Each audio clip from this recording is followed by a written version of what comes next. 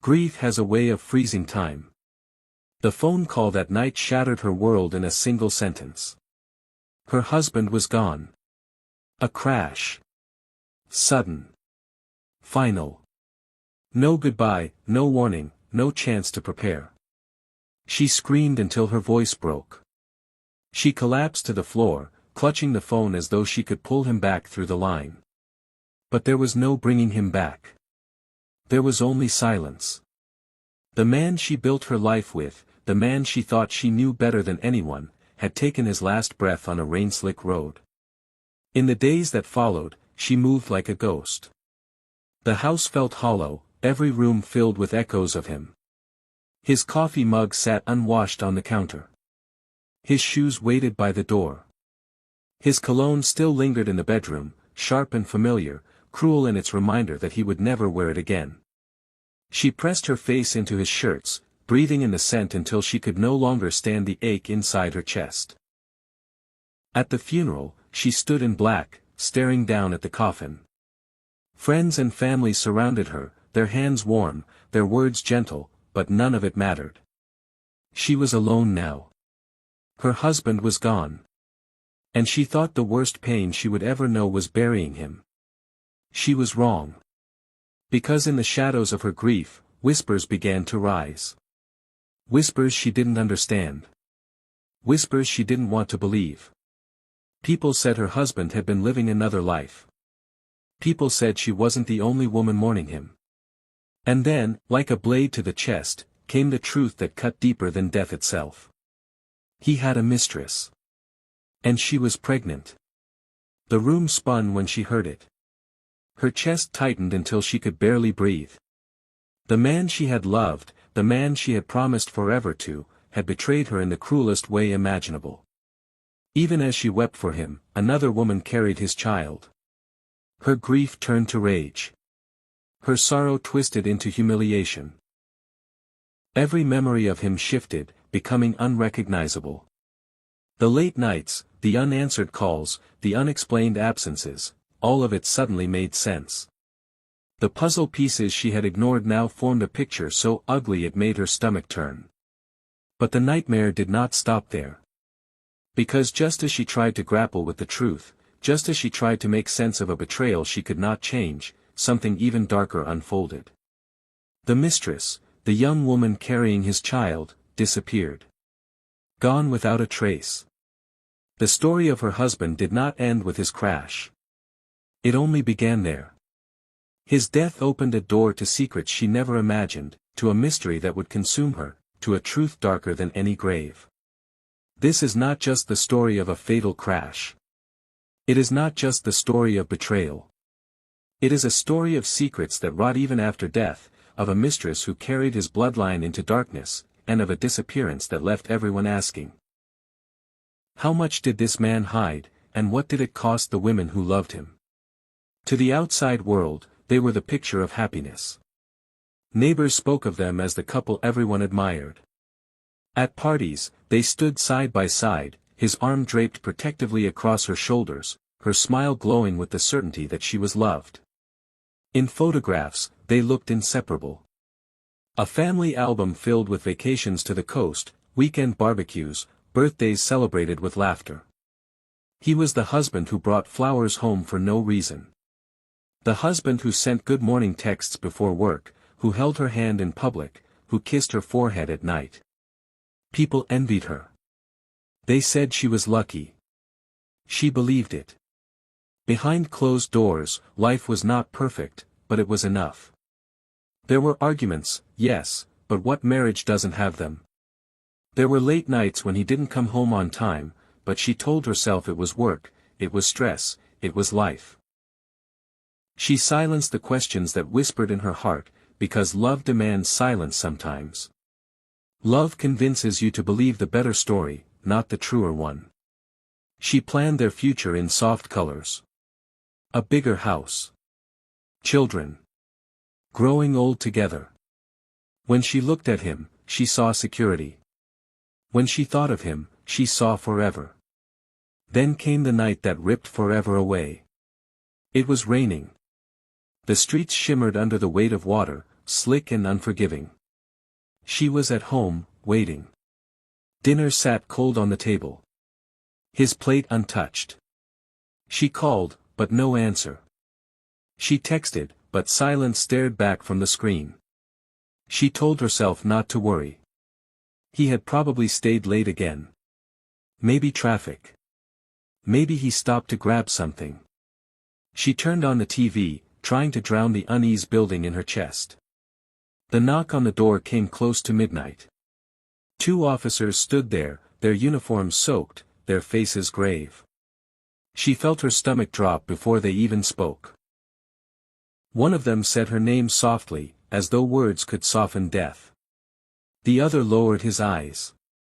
And then the sentence that shattered her world fell heavy into the silence. Your husband was in a crash. He didn't make it. The room spun. The floor disappeared. She clutched the frame of the door to keep from collapsing, her voice strangled in her throat. No. Not him.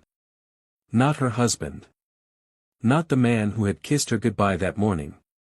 She screamed, shaking her head, begging them to take the words back, to tell her it was a mistake. But there was no mistake. The rain had taken him. The crash had stolen him. He was gone. The days that followed blurred together in grief. She moved through them as if underwater, heavy, slow, suffocating. She picked out a suit for him to be buried in. She sat across from funeral directors, nodding at words she couldn't hear. She clung to family members who held her as she shook with sobs. The coffin lowered into the ground felt like the end of her life too.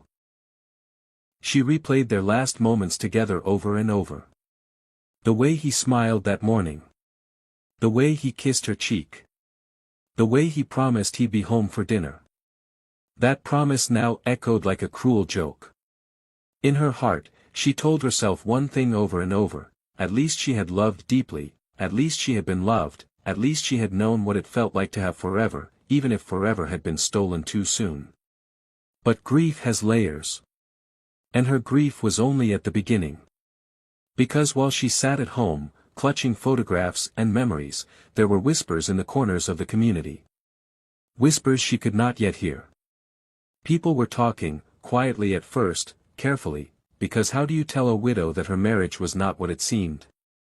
How do you hand her another death when she has barely buried the first one? The whispers grew louder. Some people said he had secrets. Others said he had been seen with another woman. A woman who was not just part of his life, but carrying his child. For now, she knew nothing. For now, she wept as a widow, blind to the storm rising just beyond her door. But soon, the crash that took his life would prove not to be the ending she thought it was. It was the beginning. The beginning of betrayal, of humiliation, of a mystery darker than she could imagine. Her perfect marriage was never perfect at all. It was a mask. And now, piece by piece, the mask was about to be ripped away.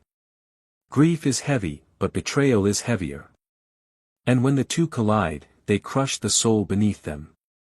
She was still mourning, still waking up in the night reaching for a man who was no longer there, when the whispers finally reached her ears. At first, it was a neighbor, hesitant, avoiding her eyes as they brought food to her door.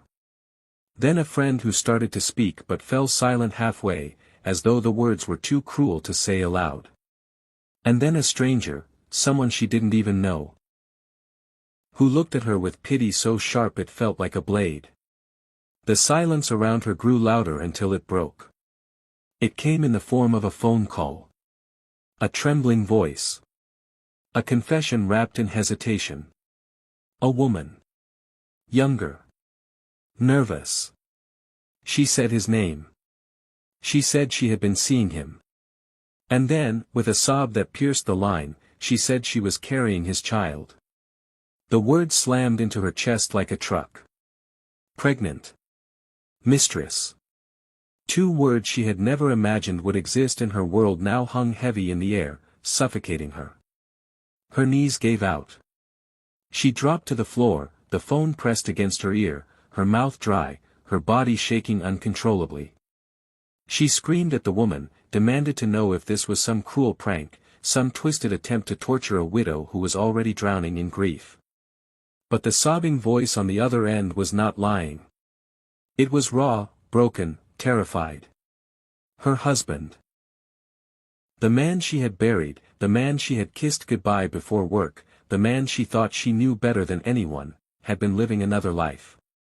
The puzzle pieces of the past 2 years rearranged themselves before her eyes. The late nights, the excuses, the strange silences, the odd absences she had explained away. She saw them all differently now. Each one a red flag she had ignored. Each one a sign she had silenced in the name of love. And now she understood why. The mistress said he had promised her things. He told her he would leave his wife. He told her he wanted a future with her and their baby. She believed him. She built her world on his promises, just as his wife had built hers. 2 women, 2 lives, both living in the shadow of one man's lies.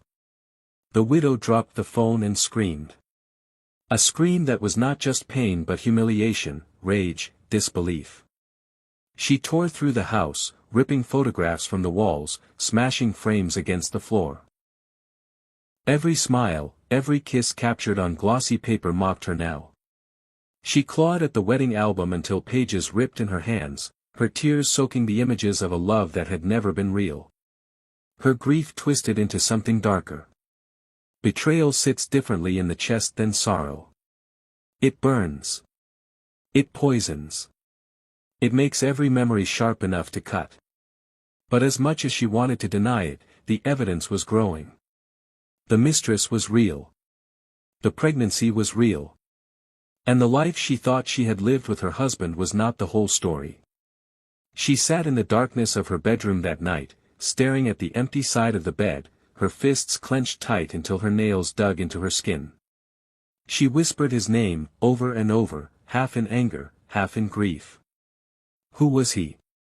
Was anything real? Did he ever love her, or had she been nothing but a cover for a life he lived in secret? But the truth was even crueler than she realized. Because betrayal alone was not the end of this story. The mistress's confession was only the beginning. In the weeks that followed, the young woman carrying his child disappeared. Gone without a trace. The revelation of the mistress shattered her. But the disappearance that followed would turn her world into a nightmare that no amount of grief could prepare her for. She was young. Too young to be carrying the kind of weight she bore on her shoulders. When she spoke, her voice trembled with a mixture of fear and hope. She was not just another woman in his life, she was the one carrying his child. For months, she had lived in secrecy, tucked away in the shadows of his double life. He told her she was special. He told her she was loved. He told her he had plans for her, plans for their baby, plans for a future she clung to in the quiet of the night. She believed him. Because when you love, you want to believe. You silence the doubts. You cling to the promises, even when the promises are wrapped in lies. But now he was gone. The crash had taken him, and with him, the illusion of certainty. She was left alone, a pregnant woman carrying the child of a man whose wife was already broken by grief. Her world became a battlefield. People whispered about her. Some called her a homewrecker. Others said she was lying. Few offered compassion. And yet she carried proof inside her, a heartbeat that tied her forever to a man who had promised everything and left her with nothing. The widow, upon learning the truth, burned with rage. The thought of another woman carrying her husband's blood was unbearable. She wanted to scream at her. She wanted to hate her. But she also knew, deep down, that this woman was just another victim of his lies. 2 women, 2 lives, both manipulated by the same man who had lived 2 faces until the very end. Still, tension between them was inevitable. The wife saw betrayal every time she thought of her. The mistress saw judgment every time she thought of the wife. They were bound by pain, tied together by a man who had destroyed them both. But before the widow could even process this cruel entanglement, before the mistress could decide how to move forward with her unborn child, the story twisted again. The young woman vanished. One day, she was there, struggling, pregnant, terrified but alive. The next day, she was gone. Her phone went silent. Her apartment was left eerily still. Her belongings sat untouched, her clothes hanging in the closet, her shoes by the door. But she was nowhere to be found. Panic spread quickly. Friends called hospitals. Police opened reports. The community whispered louder than ever. Some said she ran, unable to face the shame and weight of raising a child alone. Others believed something far darker had happened. To the widow, the news was suffocating. The betrayal of her husband had already crushed her. But now, the disappearance of the mistress, and with her, the child who bore her husband's blood, layered grief with a mystery that clawed at her sanity. Where was she? What had happened? Did someone silence her? Did the secrets her husband carried reach further than anyone imagined? The absence became a presence. It loomed over everything. Every unanswered phone call, every dead end in the search, every rumor that spread through the streets. The young woman's face haunted the community. Her swollen belly, her frightened eyes, her trembling voice. Gone. Vanished into thin air. The police searched, but found nothing. No body. No trace. No answers. For the widow, it was a second funeral without a coffin. A second loss without closure. She mourned a husband who betrayed her, and now she mourned the unborn child who would never take a breath, the mistress who would never hold her baby in her arms. The house grew colder. Her nights grew longer. She felt the weight of two ghosts pressing against her chest, the man she buried, and the woman who vanished. And yet, the questions refused to leave her alone. Did her husband's lies end with him, or did they stretch beyond the grave, claiming the mistress as their final victim? Because secrets do not die with the man who kept them. Sometimes, they live on, destroying everything left behind. The community had barely caught its breath from the crash when the disappearance spread through the streets like fire. At first, it was whispers, soft, uncertain, fearful. But soon it was everywhere. On porches, in shops, in hushed voices exchanged over phone calls late at night. The mistress. The baby. Gone. For some, the news stirred pity. They saw her not as a villain but as a lost soul, a young woman abandoned by promises and then swallowed by mystery. For others, the disappearance was an escape, a scandal swept under the rug, a problem that had resolved itself. But no matter the opinion, everyone agreed on one thing: nothing about this story was ordinary anymore. The widow felt the weight more than anyone. She had already buried her husband in tears and betrayal. She had already torn through photographs and letters, searching for answers she would never find. But now she was haunted by an absence too loud to ignore. She could not stop asking herself the same questions. Did the mistress run away, desperate to start fresh somewhere far from the eyes of judgment? Did she collapse under the weight of humiliation and grief? Or was something darker at play? The police searched. They followed leads, interviewed friends, combed through records. But each path led to silence. No bank withdrawals. No messages. No traces of travel. It was as though the earth had swallowed her whole.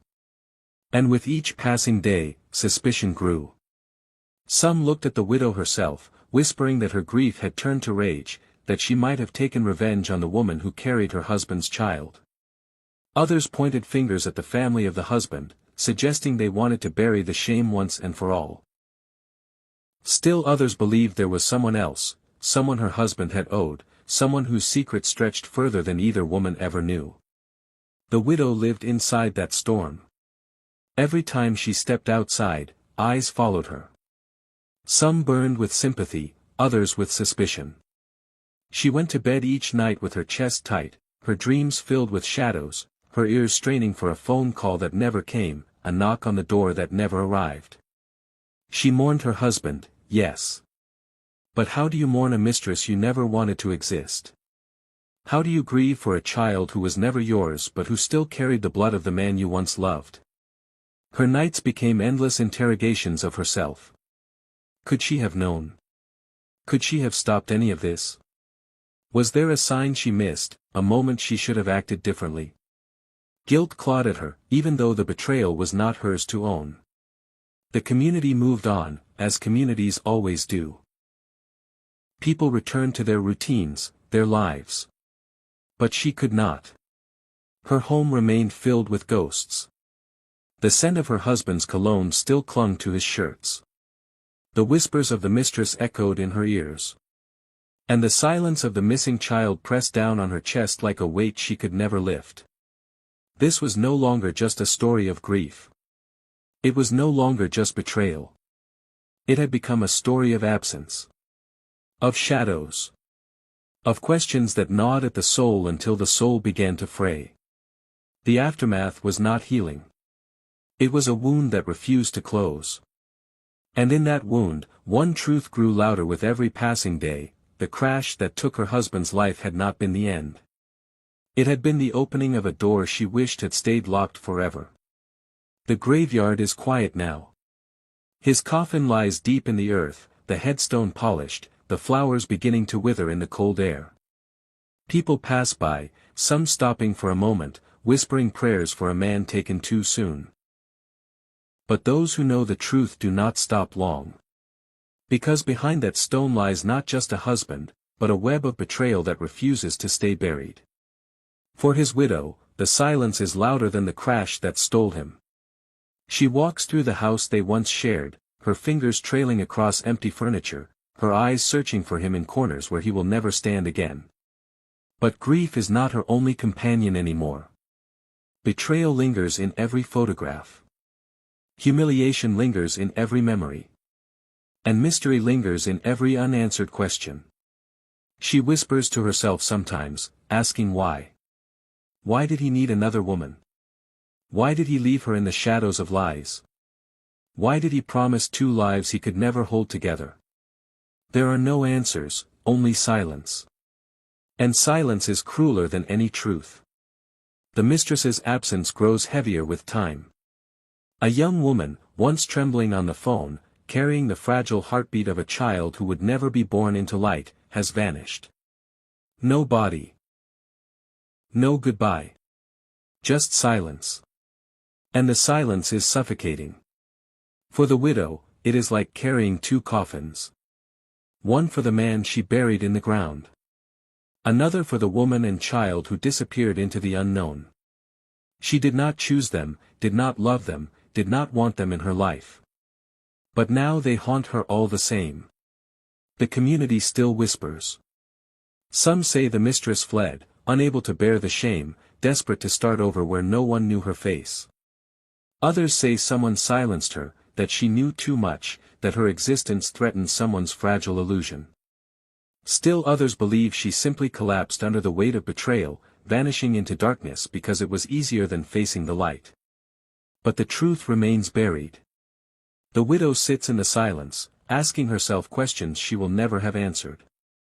Was her husband the man she loved, or was he always a stranger wearing a mask?